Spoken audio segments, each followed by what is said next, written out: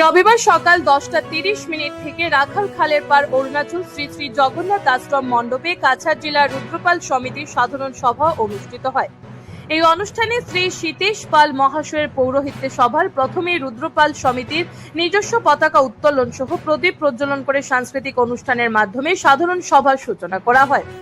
তারপর অতিথি আপ্যায়ন করে রুদ্রপাল সমিতির ঐতিহাসিক দিক এবং উন্নয়ন নিয়ে দীর্ঘ আলোচনা করা হয়। তারপর পুরাতন কমিটির কার্যকাল শেষ করে নতুন কমিটি গঠন করা হয়। নবনিযুক্ত কমিটিতে কাছাড় জেলা কালাইনের প্রাক্তন শিক্ষাবিদ তথা বিশিষ্ট সমাজসেবী ধনঞ্জয় পাল মহাশয়কে সভাপতি, রাখাল খালের পার অরুণাচলের পীযূষ কান্তি পালকে সাধারণ সম্পাদক এবং হিতেশ পালকে কোষাধ্যক্ষ ও নবজ্যোতি পালকে ডিস্ট্রিক্ট মিডিয়া কনভেনার সহ 31 জনের একটি পূর্ণাঙ্গ কমিটি গঠন করা হয়।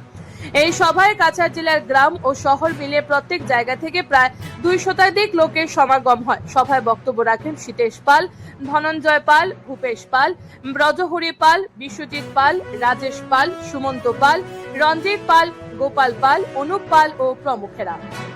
Report Assam prime news 24x7। আজকের যে নতুন নবনির্বাচিত যে কমিটি গঠিত হয়েছে সেই কমিটি আরো অনেককে অ্যাড করা বাকি আছে।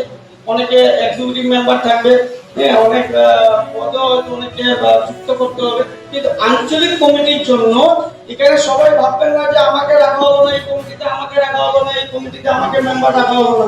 আপনারা একটা জিনিস নিশ্চিন্ত রাখবেন যে আমাদের কনস্টিটিউয়েন্সি ওয়াইজ যে আঞ্চলিক কমিটিগুলো হবে সেই কমিটিগুলোতে যাতে আপনাদেরকে রাখা হয় এবং আপনাদের নেতৃত্বে যাতে আঞ্চলিক কমিটিগুলো খুব ভালোভাবে চলে তার উদ্দেশ্যে অনেকের নাম এখানে লেখা হয়নি এবং অনেকে এখানে এক্সিকিউটিভ মেম্বার রাখা হয়েছে।